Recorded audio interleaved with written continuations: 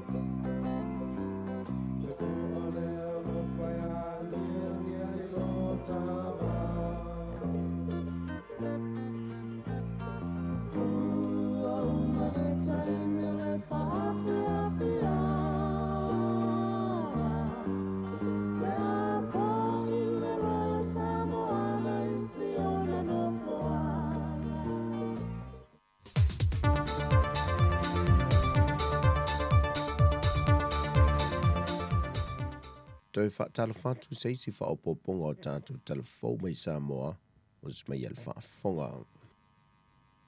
O le toa fitus whamaltolo leo whaau mai mtata SEP APTC Australia il vaiason te nei, na whaau wai masa tamaita i lusa fuluon tau sangal matua mai a whio anga maangiangi, le tamaita i a silia a whele, e yeio na mana onga whaapitoa, wa avea nei le whaau ungo le tamaita i a silia a whele, ma whaamalo si au malu i tau mo i lantou i eia a whianga tū mau le soifua, e le o iei se mutaanga o le tūlanga wo o iei le soifuanga, e tau fie le tūlanga si tia o le au ina i seisi la sanga fau, o i lantou e toa fitus whamaltolo le au whaau le APTC, o i lantou i aloa o onga i lalo po kalame Australia, e le nganta o matata SSE, o le vaenga le soifua malo loina, vaenga saonga le mo palama malele. Ele tise maisi matata. Peitai o si lia o se whaia onga o onga lue loto tau mawhai.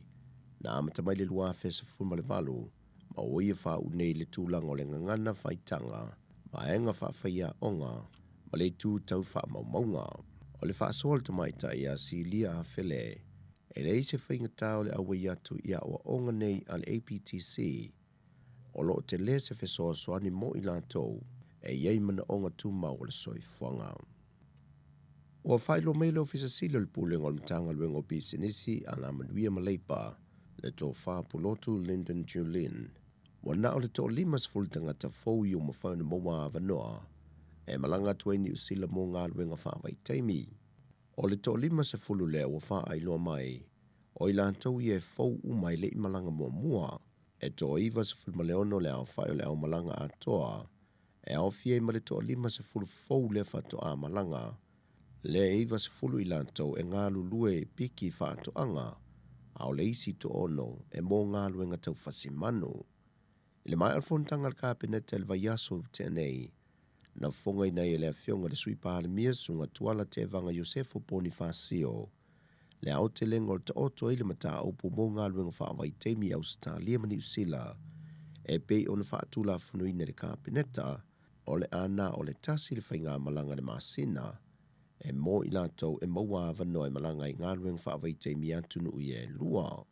O le fuafuanga o wha i loa foi lo fisa sili, e na ia mauti no o lo lava tangata e nonofo i te tono o tātou atunu a inga manu, e whaia le whatu a inga tausi, o le ala le e tau ai le whai malanga o le to tele pe o na iai mua, e so ona o ia tunu i whafo mo ia avano whainga luenga. O le a wha wau peo na ilu le kāpeneta whainga malanga o lo o muli mai, e na ia mauti noa, e le ave e sea o mai le wha moe moenga o tātou a inga e ka le sia nuu ma le atu nuu. E iai fo inisi o swinga wa whaia le kāpeneta, e na ia mauti noa ai le lei on te pena ino tātou malanga o lo sa soo, mo atu nuu ma mao i ngā luenga whawai teimi. Ua tau fia le tu mau el wha la po pitongo le malusi anga wha ele tise le EPC, la nāti nae o le awhi vaile sa fausi el te usanga le nei tia papata, o na loanga i ngai pe iluma le palasio le tupe mau al wha la po pitonga, e lana talo le tupe wha al kuata, o le tausanga lua fe lua sifun maltolu. O le report le tupe al matanga luenga o wha la po pitonga tu ma o te le malo le nei tausanga. Wa le liu mai ele se leni le sa fofo e fausi ai le polo ketio le afi vai tia papata. E fausi ai se fale el tise i sa vai. Ona o le si tia peo le tūlanga manao mi o le el tise, e le motu tele i sa la fai. E le reporti wha le kuata mai a Januari a mate. O lo reporti ai foi tupe ngau e fitu tesi malevalu miliona tā la. E na ua mai o na tu e sea la fonga masani. E le reporti mwha mobongo le tolu masina taluai. E tolu se lau se fulu afe, lua se lau lua se fulu malfata la, tupe ngau i le reporti wha le kuata. Ua whaalau ilo mai le president o le laka piliki Samoa, tanga loa whaafo wina sua, le awa le toa Samoa wa whiwhilia mo le tāmanisanga li po le lalangi. Anthony Milford plays for Newcastle Knight. Braden Hamlin Willie, Cronulla Sharks, newcomer. Brian To'o, Penrith Panthers. Chanel Harris Tavita, New Zealand Warriors. Danny Levy, Huddersfield Giants. Famanu Brown, West Tigers. Hamiso Tapua'i Fido, Cowboys, another newcomer. Isaac Tango, Penrith Panthers. Jerome Luai, Penrith Panthers. Jaden Su'a, St. George Dragons. Joseph Su'ali'i, Sydney Roosters. Tasi foi leo sui fou tono tatou au. Joshua Aloiai, Manly Sea Eagles. Josh Papali'i, Canberra Raiders. Junior Paulo, Parramatta Eels. Galma Tuilangi se tasio sui fou, West Tigers. Luciano Leilua, North Queensland Cowboys. Martin Taupa'u, Manly Sea Eagles. Matthew Feangai, another debutant, St. George Dragons. Orican Kaufusi, Parramatta Eels. Spencer Leniu, Penrith Panthers. Stephen Crichton, Penrith Panthers. Tylen May, Penrith Panthers. And Tyrone May, Catalan Dragons. Head coach, Matthew Parrish. O le veia so fou le amalanga tue nisi o le tātou toa Samoa, o lo i le atunu mo le a whamoe moe. O tala fowia, manuia le yaso, whasoi foia.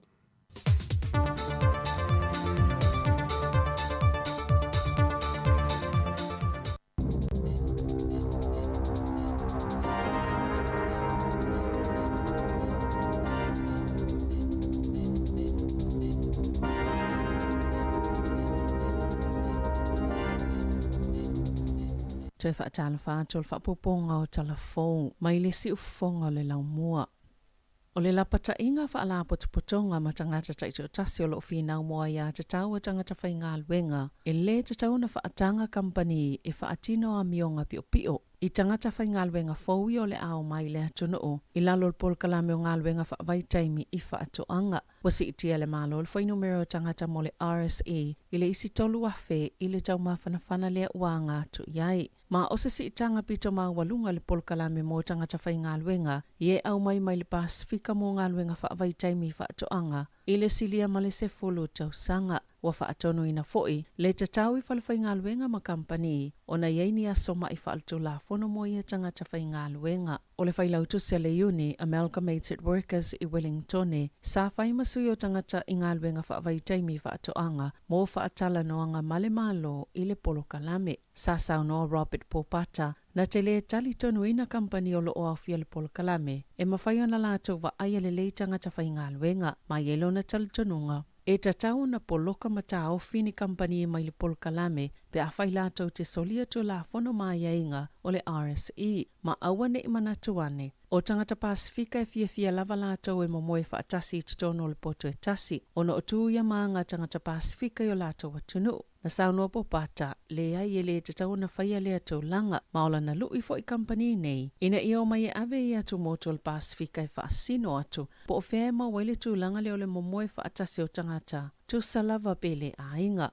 O lona whaanaunau ta inga ina ia whaia nisi fuafuanga whaapopo e pui e tangata whainga luenga mai le o le waainga e kamopani. Sa whina u fo i le uni ina ia si itia le tutongi a mata o ia tangata whainga luenga mai le luas fululua ta las ful sene mai ia si itia le numero a mata o i tu la whainga luenga i le vaiaso mai le tolu se fulu o lo o iai.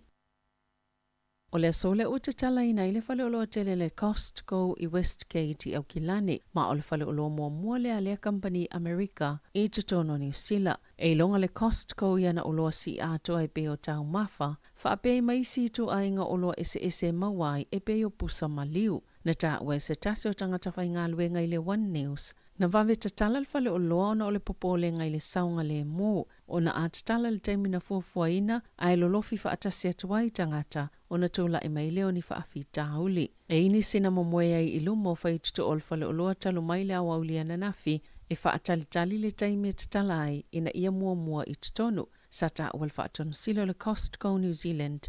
E yelo na manatu o le aiei se suinga, mai le tatalanga o lea whale o lo fōu o na o le tūlanga pio na iei le na o le lua o whaala potopotonga o supermarketi i tutono ni usila. Wato e sui le Vodafone New Zealand lo na ingoa i le One New Zealand, ma o le amata whaonga ina i le amatanga le tausanga a sau, o le tausanga lua fes fuluiva na whaatawe le Infratil ma le Brookfield Asset Management, le Vodafone mo le tolu tesi ma le wha piliona tā la, na whaalia le pulisilo le Vodafone i New Zealand i lea taimi Jason Paris. O lona whaanaunaunga o le amawhai le kampani o na whaalau tele atua na au nanga tau i whainga whaateko no losi. Na ia tā ua, o le atele nisi a lātou tupe e inivesi i a lātou whisa o ta inga, o au nanga i tutono le atunu o, ma vaenga whaateko no losi mō tangata whaatau i tutono New Zealand, ma e ei fo ilo lātou talitonunga, o le ingo le One New Zealand, wātangia mai e le loloto whisa o ta inga ma le umio ne le company le atunu o, whaatasi ai mani whaanaunaunga mo le lumanai. E sa fulu ono tau sangale matua sa tangatala vauna lokaina ono se ngau inga tele il whale olo le Michael Hill i se Molly Hamiltone. Petu sa ole afals fultasi i le tae o le asusana te anei na o sofa i le au ngau i le whale oloa i le Bay Small. Na ta ue se tasi iso na whale oloa i le mall e lanu uli ni ofu whaipolo ni tangata whaatasi ma lātou tali pupuni o fōlinga na ulu whale il whale oloa. Mana o atu masamala mata e eiti o ata o pusa o lo iei o loa o asoa filifili mamama ma ave whaamalo sile tele o ia o loa teu tino. Na wawe o na tāpuni nisi whale o loa i le mall ma la lafi whaatau o loa. E iei se tangata whaatau na tau mwhai e tāu file au ngā o i peita e ele i mawhai. Na tā ue leo o ana nafi na lokaina ma moli i se tau lea ma ana tūla il whaamsinonga o tupulanga i Aukilani i lea so lavana nafi. Ai o loo whaawau pia suenga ina ia i loa po a isi o i lātou na a waile ngau inga ma tue sa ili mea tō tino ma o loa ia na ngau ia. Ua filifilia le tamaitai whaamasino Pasifika mo mua I totono New Zealand le sunga ya Aida Malosi e avea ma whaamasino sinia pe whaaululu I le whaamasinonga mo tupulanga talavou e amatatu I le masino Novema o le tamaitai whaamasino ya Malosi e mai Southland masaa au awena I le University of Victoria I Wellington o ia o se tasio paanga na amata whaavaina le company lo ia o tamaitai Maori Pasifika o le King Alofi Vae Malosi sa ia amataina le Youth Courts mo Pasifika I Mangele ma Avondale ma sa whaamasino I le whaamasinonga sili po le Supreme Court a Samoa I le luafe se fulutolo. I le saililinga le One News Canter Public Poll le na whailoi nei le asoana nafi na ilo ai o le afa o tangatani usila e e filifilialo na ia lava o le malo o toi whaama I tea e le whaafinnaunga pe tatau o na iei se o le malo ni usila lava ia ina ua tu malo Queen Elisabeta le lua I le aso iwa o September peitai e 50% na tali e se fuafuanga whaapea. Mai nau ia tu mawai pe le tūlanga o loo iai I le veo le ainga tupi Britania maona whaahao. Mai 3% ua si iti ai le whainumera e te se fuafuanga whaapea pe a fua I ano vema le tausanga taluai. Nea na whai ai fo I lea whaafesili. E lua 5% e langolangoina le whai eni usila o le au o lona malo. E tasi le pasene usi iti ai le langolango mo le leipa mo le taimi mua I le lata I le lua tausanga peitai o lo tulanga mua pele langolango mo le national ma o lo mawhai o na lātou teitai nei se whai ngā malo so whatasi ma le vaenga whai le act pe o na whaalia le saililinga pitola tamai le One News Canter Public Poll e le asoana nafi ina ufsilingia le atuna upo ai mafuli I ai le langolango sa whaalia e 5% mo Ardern 5% mo Luxon I le ungo saililinga po fia o ye le langolango mo vaenga whai e 5% mo le national Tasi le pasene usi iti ai le langolango mo le leipa le 5% act 8% le uatoi whaititia le isi 2% o le Crane 8% New Zealand First 3% ma le te Pāti Māori e 2% a whaano 4% I peo na whailoa e ono tasi no fua e maua le national ma le act Leipa ma le Cranes I le 5.4 si iti ai le 5 pe a whai e whaapi atu e ma le te Pāti Māori na whaalia e Ardern e le taumate o taimi whaingatā nei peitai e tū maulo na mita tūlanga wa iei New Zealand ma ia taimi whaingatā.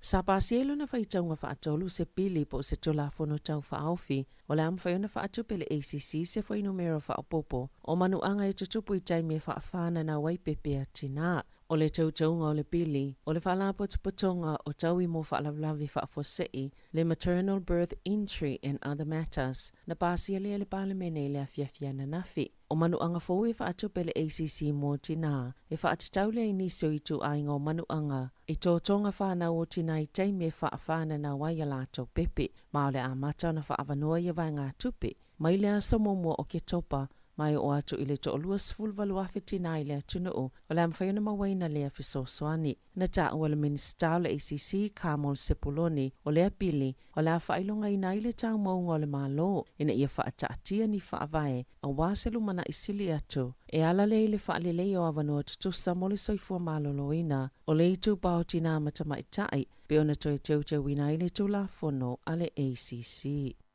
Ita alonga Wa whaamaonia le kalapula kapili kia le Warriors o le atoi suia lo lātou ingo le taamisango le tausanga a sau. Ina ia o ngatasi mo le toi suingo le ingo le kampania le Vodafone ma o le awha ingoina o le One New Zealand Warriors e toi whaalau tele I fo I le tāua o le kalapu. O le Vodafone o le kampani au tū le o lo langolangoina le kalapu likia le Warriors. Le ana toi whaupopo atu le tausanga I lua afe lua ono le umina te langolangoina I le kalapu peona whaamautu I le masina taluai. Tala fawia ma le si ufonga le lau mua mo le nei au auli.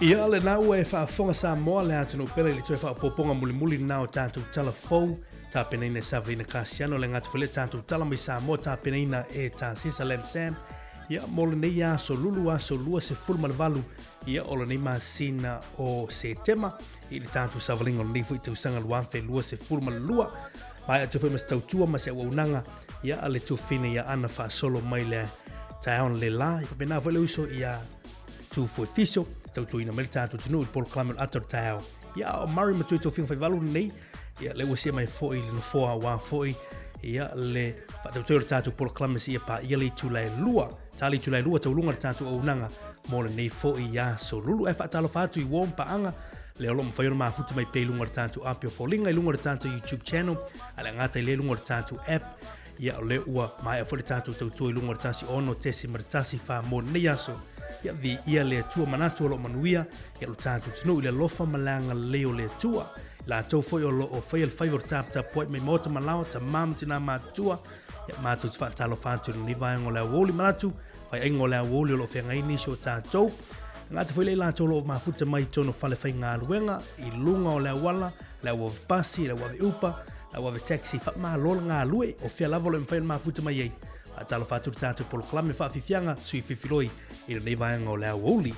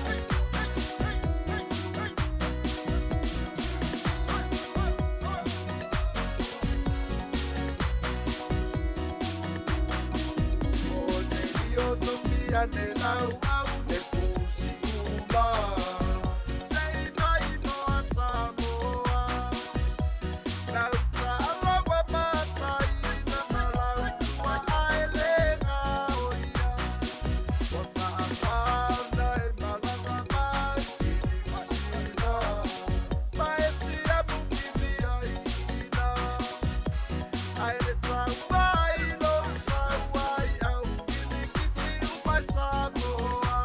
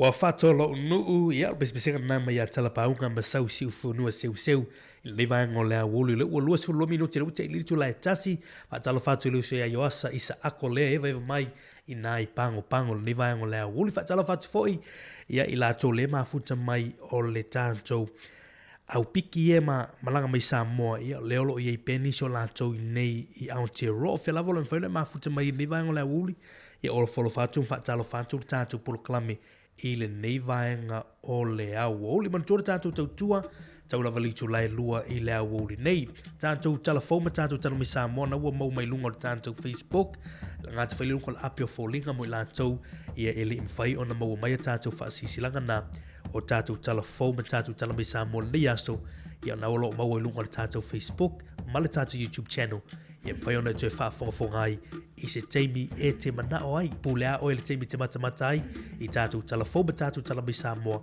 na ua tue mau i lunga o le tātou Facebook ma le tātou YouTube channel i le teimi lavale nei whaasoro atu nisio pespesenga o musika sui whiwhiloi o nei vaenga o le auoli e whaamaloa tu pei lantou lo whengai mga luenga i le nei vaenga o le aso e leo tue mau ia ona mai e whaile o ngā luenga o nei aso ngā te whalea le whengai fo i whanau ma malolonga nisi fo i whanau malolonga ia le wanga atu tātou i le primary school intermediate kolisi ia e le whamai ai fo i le tōwa iaso nei muli ia o le kuata lona tolu o le nei tūsanga o la tō universite le ua malolo mai ia malola vai ia te utou ia le fitai tunga i fo i whiau mga luenga o awa onga o whia lava o tiuti mwhaiva o lo whia ngai mo le tātou tinu malo atu ia le onsa i ia te utou whaatala fatu ia sina leo ia le mafuta mai le nivaenga o le awuli whaatala fatu nisio musika o le la vai atu i fo le nivaenga o le awuli tātou fo inisio fale itu mai a petelo ma ia le toina ia sumeo ia nisi fo i o whaafithianga wan whaafomeo le tātou tinu i le nivaenga o le awuli ti ngale velo lama le tia maa pespesia tuai mo o le nivaenga o le awuli.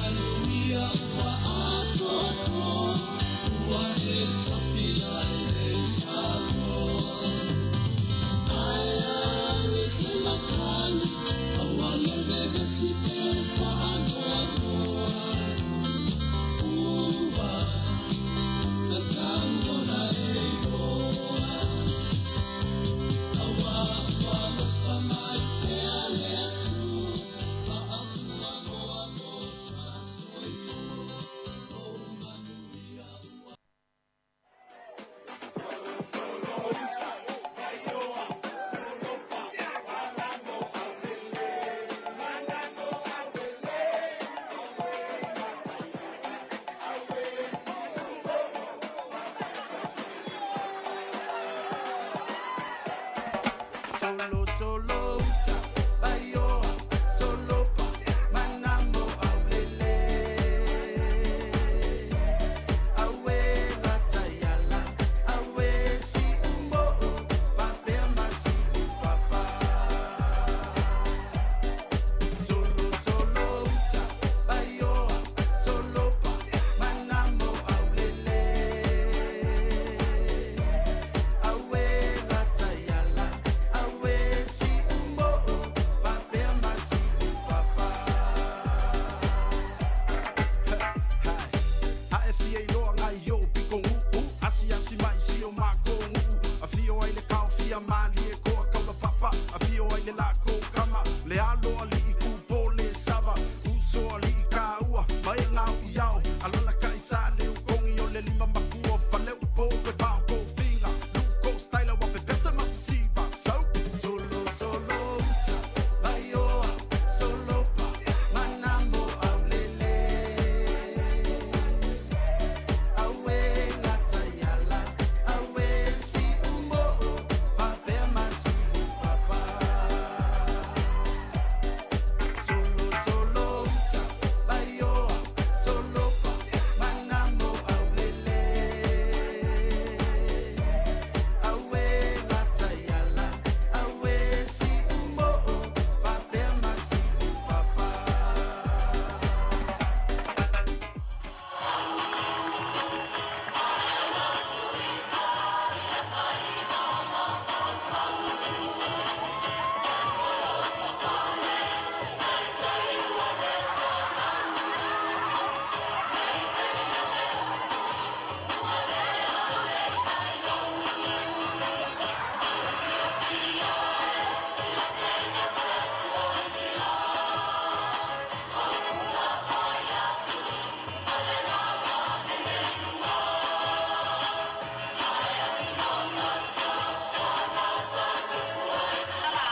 Pues es casi. Acolele. Ele pule o ko pule au.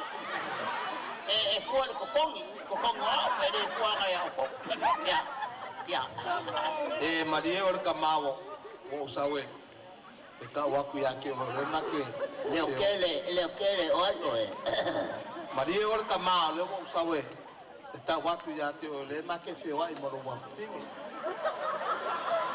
Oe o a lo kama ke lu ko fe lo mo shoki.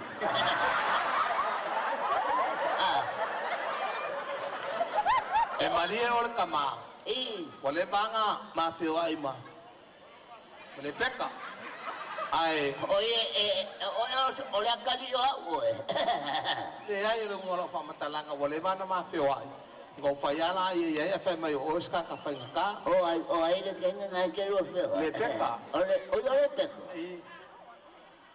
O caro fa ri ale peka. Venga lo masang e le peka. ya O venga lo masang e le peka. na Africa Wool Station Ele station? La le station. yo e pe E che venga lo station. ya E che venga e che lo venga va a si male peka le station. yo e pe le O ai lo suafa. ya O ai lo suafa. o pe lapo Pero ngako. oi O va be che le fa pena. yo wo So mai. yo wo uia wala mana ya Yo ole okay lo. Ole wa uia lo. la mama sa di foi pessoa ka ko lo O fa pese o kakolo. yo e Ngalwa pe pese mo o ai ke male pe. ya Claro, vai eso fa fogo fo. Apel ngako.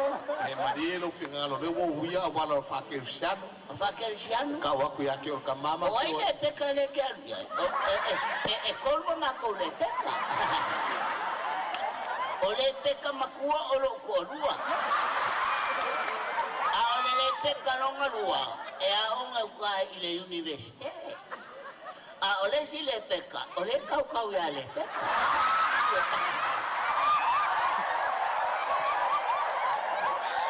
O e mana malama i la e kolu au le peka. Ia Maria o le kamao. Ele o se malie. Ele o se malie. Pero ngako, wai vai ai sa fa fo maka. E Maria o le peka nga mafio e mai o mao. Ele si le peka de kua kole, re falo el pulmo. Se Maria o kamao. O uia wana mal. Ia no que no mal, marapa. Ade ngai foi ele a mio ponsane mele. O ele le peka de que. Le peka lo ngalua. Ia la wala aula ia le peka. Ia. Le peka. Wow. Aku no fale ko no. Kai o sa ka fasel lo kamao. Mango fe ko le ya ke o. Eu quero fe la ka me agua do. Ia lenga. Ai. Fa mai ko ko le peka. Ia o langa o lo kinga. O le peka fo. Ia e. Peka ka se alma ko pe fanga. Ai va le ba ke na ko inga. Ia nanga lo ka mai fai pe pe. Ke lo ko mai lu ngama ngo fo fa ku se yo sai mai ko. Ia wana se oi wa dong. Na kele ka ka sa wa dong. Wa ku la ke. Ora ke le fongi nga ko ya ke. Le ko vidi mai. I know. That's my number. Yeah, please, honey. I call you. What's your answer? Okay, es que con mai ora quero ka. Ka ko yo la ko nga ka sa. Sa ora fa so song ye. Abi ye yo ko inga. Ma lo le wa sa de peka. Ya, paro wa. Le wa sa. Pero ngako. So mai. Wa fano ngwa ko ka kinga ro mga vaya ki. Ale wa makal ngo malo wa lo fa. Olo wa lo le. Ai avai ngalo kala ngo malo wa singa ole peka. Ya. Ya ole ale ko ngolu wa. Le peka lo ngalo. Ole peka wa mai. Ke mga fa pa iya ma wa. Ha? Fa pa iya ma wa. Ya. Ke mga fa pa iya ma wa ma. Fa iya olu. Ele se ven al pawal me sa fa fokani. Yo sekarang kali malam-malam mau ka puspa iya. Ah? Pali iya lo. Okay na mo fa ko al puspa yo. Lo ko mo fo. Yo mali ur kama. Ola ke mga ay oil body. Ole pe kama ko ur ko vai. Olo ko vai ko. Ole pe kalong ako. Kolu ola susu ya le. Maria iya. Que mga ya ba ko le pe kala kiki po le pe kalong lu. Lo ngalua. Iya.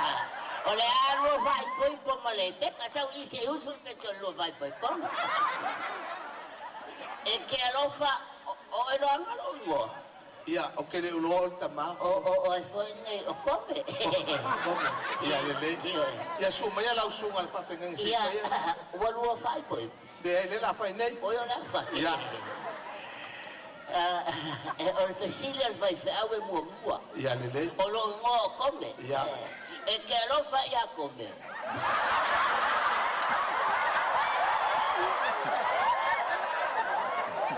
Oke alofa ya come le angol fai au fai pipong. Ha? Oke alofa ya come le angol fai au fai pipong. Oi e que lo le ngo fo mo come. Make ngofo male peka lo ngalua. O le peka que lo fai po. Le peka wow. Wa e mai. Yo le peka lo ngalua fa mo. Ole peka lo ngalua que lo ngo. E que lo fala ya le peka mo ngo. Ya le peka mo ngo. Oke alo fa ya ile ngol kinga le peka le na manof. O ele kama le peka. Come.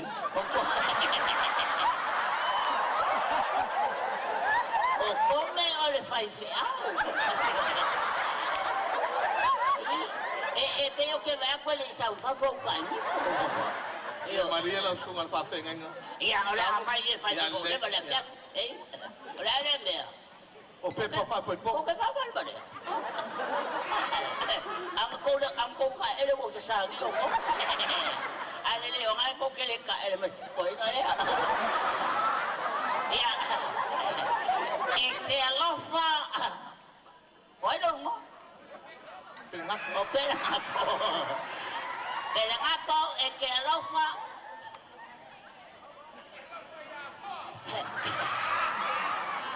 Ia. E ke alofa ia le peka. O ke alofa ia le peka le ngalela manofu. Ua mai le peka. Ya? Ua mai le peka. O la alfa le mai ki ngau le peka. Le peka lo ngalua le ke ai. Be ai le na mafai poi. Ia. O le mama le.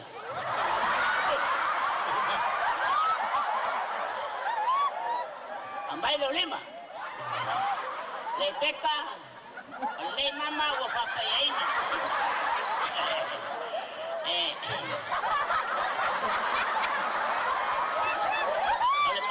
Ole mama ole au.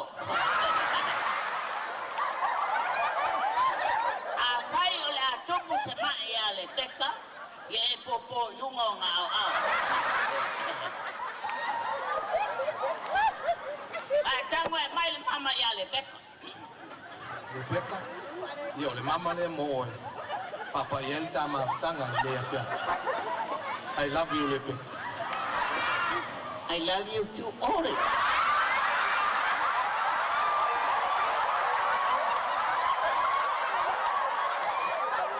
Pelengako. Peka. Makuamang liang lawan.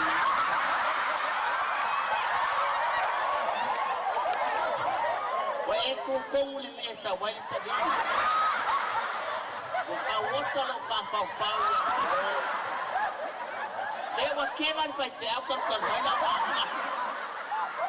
Ai ole au sur peson ka fai poiponga. Ia o Wa fea lo fa. No folele. Awale fe mesa eto angalele.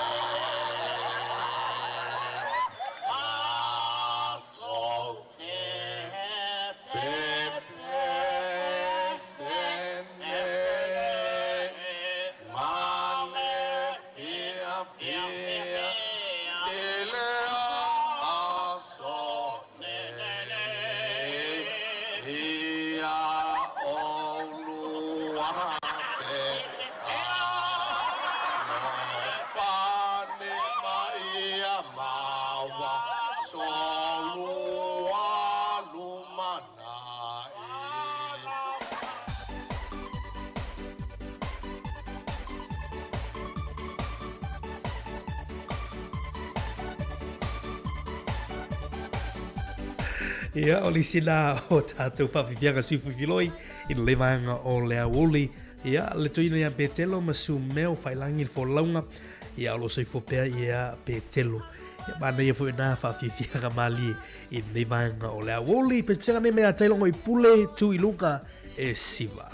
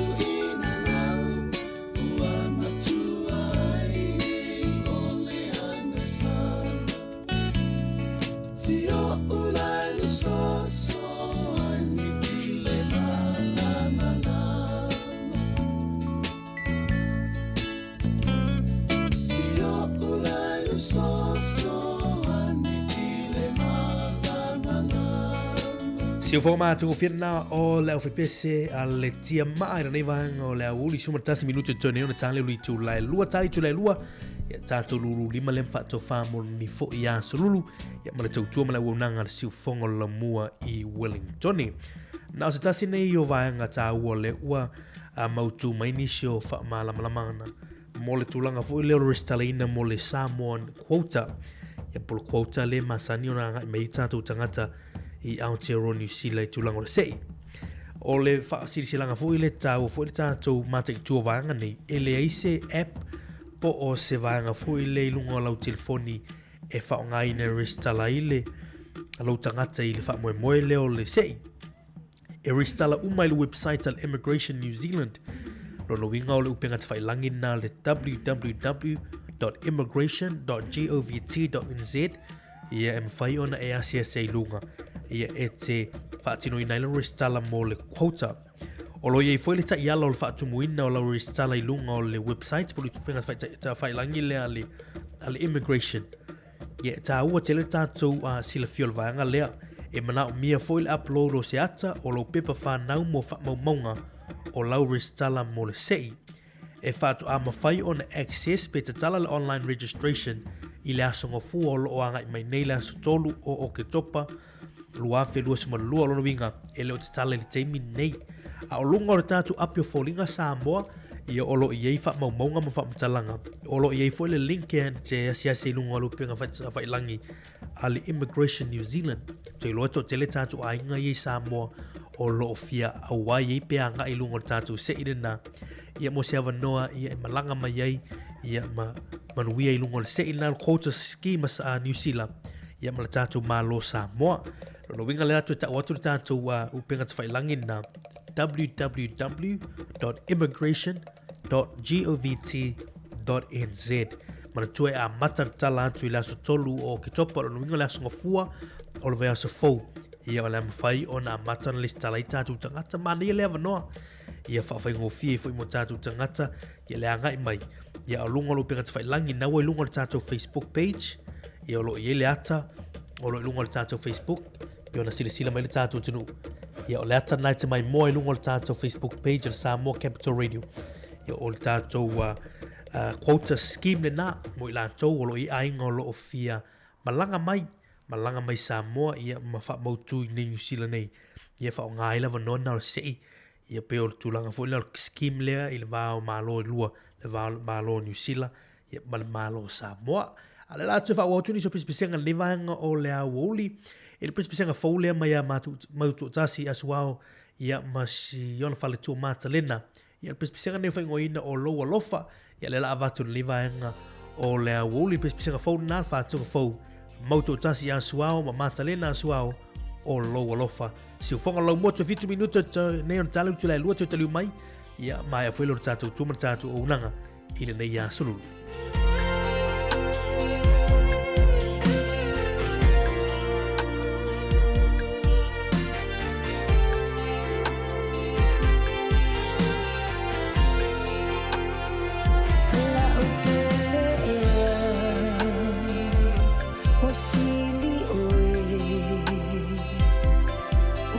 Silava Lufa amoy o se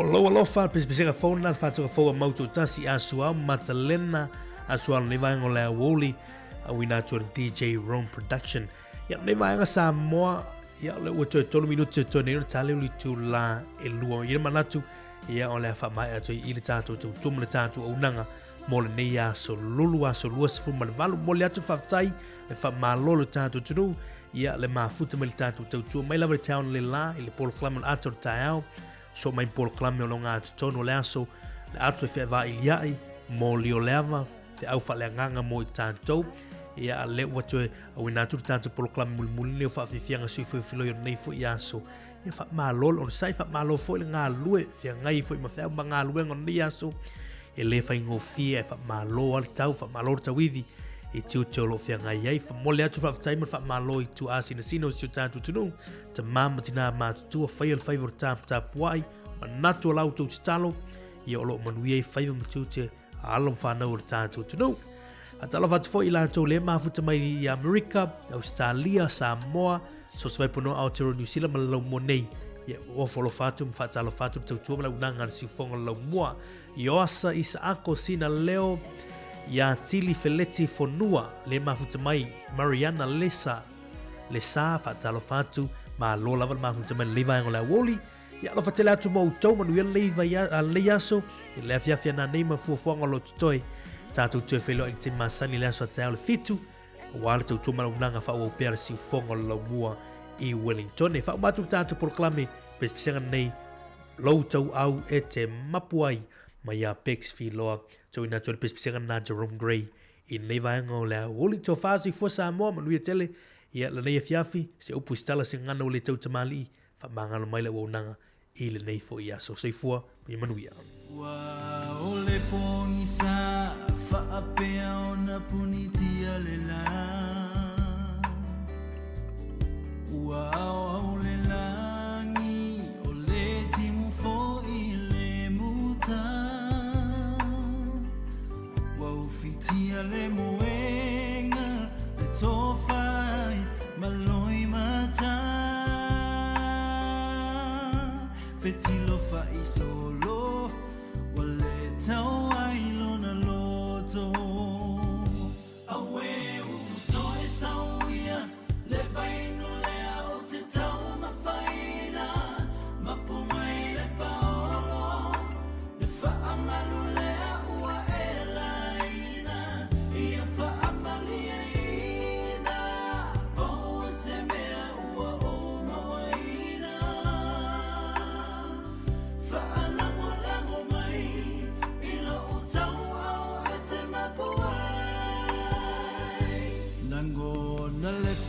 ia ai se fulu sene fa'alavai a o se atofanu e fa'alavai o se papa mafu amu ia la salo wa malo lolo na masalo salo se ia lo famai ola uola wale mafai awe usoi sauia le vainu lea o te tamafaina mapomai le paolo le whaamalu lea ua e laina fia whaamalina o se mea ua o mawaina whaalamolamu mai ilo o tau au e te mapua lo usau awe usoi sauia le vainea o te tau mawhaina mapumai le paolo le whaamalu lea ua e laina ia whaamalina o se mea ua o mawaina whaalamolamu mai ilo o tau au e te mapuai awe usoi sauia le vainu lea o te tau mawhaina mapumai le paolo le whaamalu lea ua e laina